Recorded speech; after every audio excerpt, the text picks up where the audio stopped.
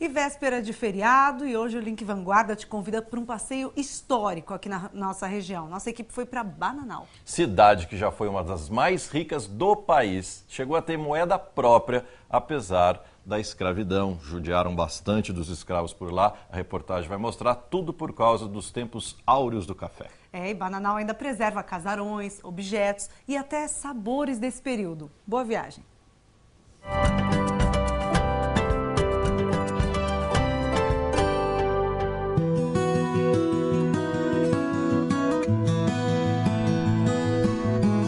Uma bebida com peso de ouro. Foi com o café que Bananal se tornou a cidade mais rica do Vale do Paraíba no século XIX. Ganhou respeito em todo o país e chegou a ter inclusive moeda própria, as pratinhas. Mas com o fim do ciclo cafeiro, a cidade também entrou em decadência. Hoje Bananal está assim, pacata, anônima na economia mundial. Mas ela ainda guarda muito dessas lembranças. Dá para conhecer como foi a época do Brasil cafeiro, da escravidão, do império. E é por isso que hoje o Roteiro Vanguarda veio conhecer um pouco mais essa história.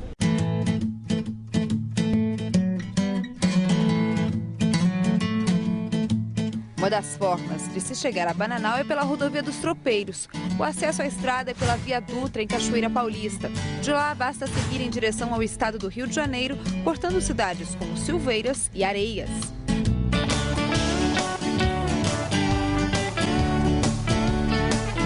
A cidade tem pouco mais de 10 mil habitantes. Os prédios imponentes mostram a rica herança desse lugar, como o Solar Aguiar Valim, a casa da cidade do homem mais rico de Bananal e também do maior traficante de escravos do estado.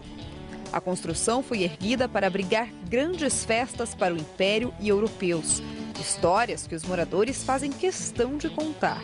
As festas eram suntuosas, cheias de mordomia. Não tinha luz, não tinha água, não tinha banheiro, mas ele conseguia proporcionar aos europeus uma mordomia inigualável. Ele servia seus convidados champanhe e vinho gelado. Um local que não tinha nem água, nem luz, nem geladeira. Mas ele conseguia porque ele importava do Rio de Janeiro o gelo em barras, vinha de barco a vapor até o porto de Angra dos Reis, lá transportava no lombo da tropa, vinha pela serra, chegava aqui, lavava o gelo que vinha em serragem de madeira, servia champanhe para as mulheres e vinho gelado para os homens. O casarão e o salão onde aconteciam as grandes festas estão abertos à visitação, mas o estado de preservação não é dos melhores. E mesmo embaixo da tinta, já bem gasta, dá para ver essas pinturas feitas pelo artista espanhol José Maria Vilaronga. A assinatura do pintor também foi deixada na Igreja Matriz, uma das maiores do Brasil, ainda feita com taipa e folhada a ouro. A Praça da Igreja ainda guarda relíquias, como o prédio que foi moradia do maior produtor de café do país e este chafariz que veio da Bélgica. Houve uma desinteria na população, onde os médicos ressaltou que tinha que haver água de melhor qualidade. Isso em 1879, foi onde construiu esse chafariz, todo mundo vinha pegar água aqui. Mas a cidade, que ainda tem o requinte das construções e recebeu artistas famosos no passado, vive hoje de uma forma de arte bem mais simples.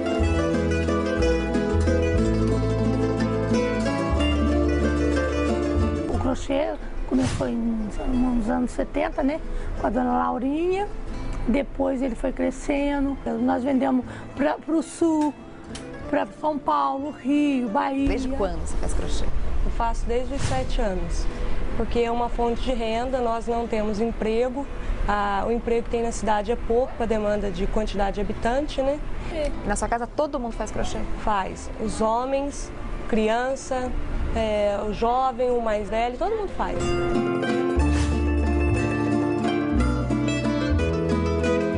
Mas a melhor forma de conhecer mesmo toda essa história é indo para a zona rural da cidade. É lá onde estão as antigas fazendas de café, muitas ainda preservadas.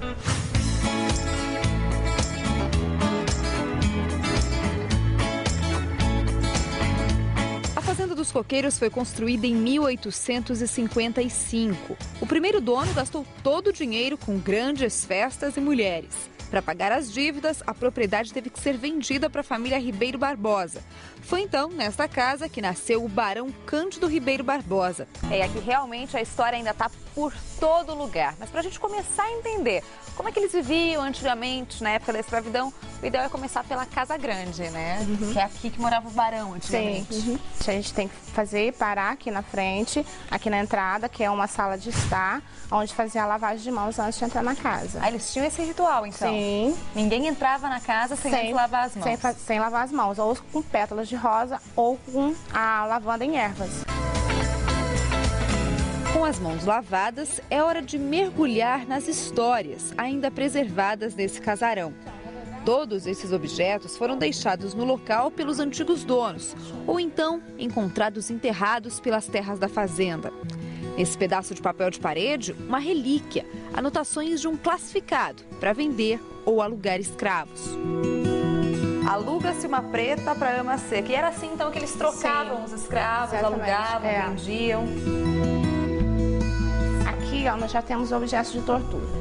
Esse colar teria que ser aquecido no fogo para poder abrir para colocar ainda quente no pescoço do escravo. Dependendo do castigo, dependendo do que ele tivesse feito, ele levaria esse colar como castigo. Aí esse aqui já ficava preso ao tronco e o escravo ficava preso com as mãos aqui para poder apanhar, tá vendo? Agora, se ele fosse rebelde e fujão, ele usaria isso aqui, porque isso aqui não é algema, é tornozeleira, que era colocado na canela dos escravos para colocar essa bola aqui, que essa é a bola dos escravos e fujão. Nossa, é muito pesado. As tristes lembranças da escravidão se misturam ao estilo de vida aristocrata. Tudo ainda muito preservado, como essa pequena farmácia, que era um costume de quem morava na fazenda. O interessante é que os odores, eles ainda permanecem, mesmo depois de tantos anos. Isso aqui, por exemplo, olha, é um colírio. Nesse outro frasco apenas diz gotas amargas, mas não diz exatamente o que é. E todos eles foram fabricados na farmácia popular, aqui de Bananal, que até o ano passado era a farmácia mais antiga em atividade no Brasil. As alcovas eram outra tradição. Esses quartos sem janelas e com trancas para o lado de fora serviam como dormitórios dos vendedores que pediam pouso e também das donzelas até se casarem.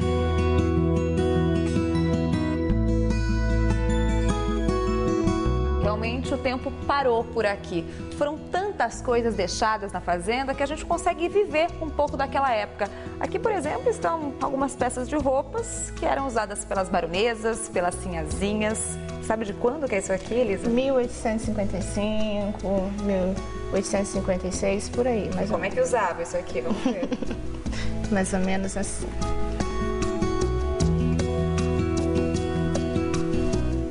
Fiquei bem de... Ficou ótima.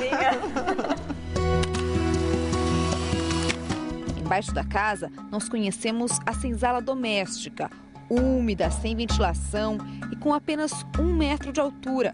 Tudo para fazer com que os escravos passassem mais tempo trabalhando do que na senzala.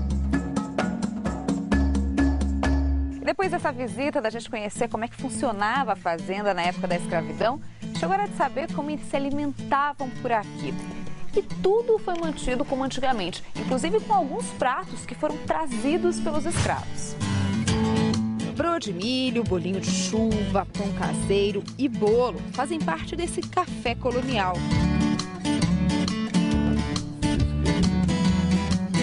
Como é que a fazenda chegou até a família do senhor, seu Guga? Pois é, essa família, originalmente, ela pertenceu ao Barão Ribeiro Barbosa. Né? E por volta de 1895, o bisavô da minha mulher comprou. Naquela época já não tinha mais café por aqui. Nessa época já não tinha mais café, havia sido erradicado da região, o café migrou para o interior de São Paulo e predominou aqui a pecuária leiteira. O café de Bananal foi embora, mas continua muito bom. O café. Né? E a broa de milho também, pois é verdade. Que é famosa por aqui e a gente vai aprender a fazer. A broa de milho, vamos aprender a fazer. Coloco 3 ovos. Em seguida, eu vou colocar a margarina, o açúcar, vou colocar o óleo, tá? Agora a gente vai bater mais ou menos uns 5 minutos, mais ou menos. Dissolveu toda a margarina Aí eu vou colocar os outros ingredientes, que seria o fubá, o trigo, tá? E o leite.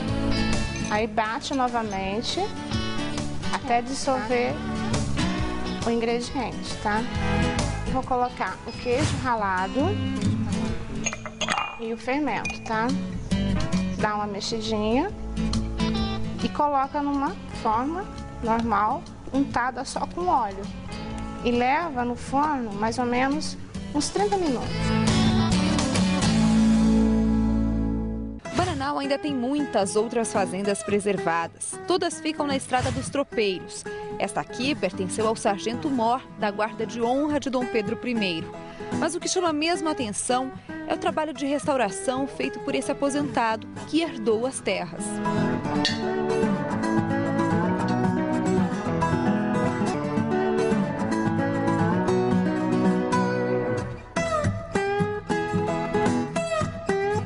Esse quarto a gente reserva principalmente para mostrar um aspecto que é importante, principalmente para as crianças, que é da parede de pau a pique. Nós reservamos essa janela aqui, nessa parede, para mostrar exatamente isso.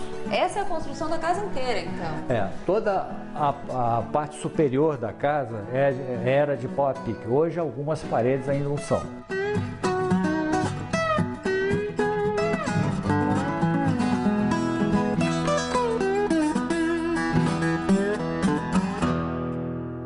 E o último trabalho de restauração do seu Pedro foi a capela. Como é que o senhor encontrou esse local quando chegou aqui, seu Pedro?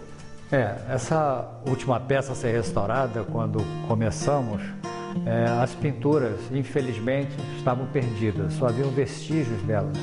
Mas, ainda assim, nós resolvemos então fazer pinturas novas ao gosto da época e resolvemos então, já que seriam pinturas novas, aproveitar a oportunidade e homenagear as pessoas que aqui trabalham, colocando no rosto de vários dos personagens, no rosto dessas pessoas, de seus filhos. E um desses rostos homenageados estava ali, na sala ao lado da capela. É ele, o responsável por muitas obras restauradas. Com apenas uma foto, ele consegue reproduzir molduras usadas em quadros de artistas famosos. Traz as fotos, né? E eu faço o desenho, faço a cópia do desenho, né? A mão livre, depois eu repasso para madeira, né? Eu gosto de história, né? Faço satisfação de deixar alguma coisa. E isso aqui eu estou fazendo parte da história, né? Seu João, o senhor tem razão. E lembre-se, a história nunca para de ser escrita.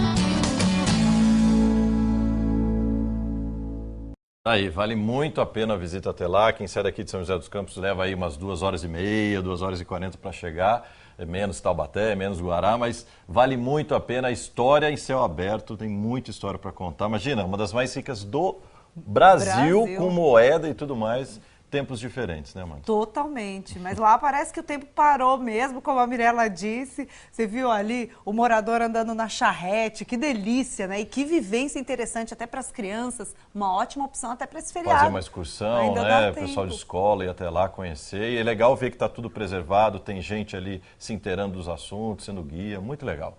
Se você tem alguma sugestão de passeio para passar para a gente, entre nas nossas redes sociais, deixa lá sua dica.